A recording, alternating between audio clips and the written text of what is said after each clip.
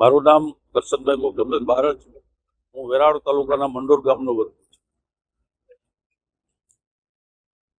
આજે રાતે અમારા ગામમાં સિંહ તો ઘણા સમયથી છે. આજે રાતે માનો કે એક આ ઠાર ગાડી પાછળ તો છે, બે બાઇક છે. આ બધા લોકો રાત્રે સિંહ દર્શન કરતા અને પોલીસ ખાતાની ગાડી આવી અને ગાડીઓ મૂકીને ભાગી ગયા.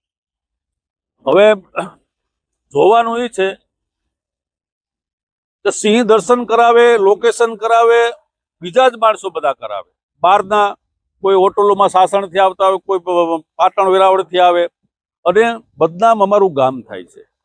કારણ કે વારંવાર ફરજ ખાતાવાળા આવે, અમારા ગામના લોકો રાતે પાણી વારવા જતા હોય, પોતાની વાડીએ જતા હોય, કોઈ કામથી ક્યાંય જતા હોય, ક્યાંય બહાર ગયા હોય ને રાતે કદાચ મોડા આવતા હોય તો ફરજ ખાતાવાળા પણ એની અટકાયત કરે અને પૂછપરછ કરે. હેરાન અમે થાય, પરેશાન અમે થાય, અમારા ગામના લોકો થાય. ઘણા બધી તો છોકરાઓને પણ પૂછપરછ માટે લઈ જાય, પણ ખરેખર આ કરવાવાળા બીજા જ છે.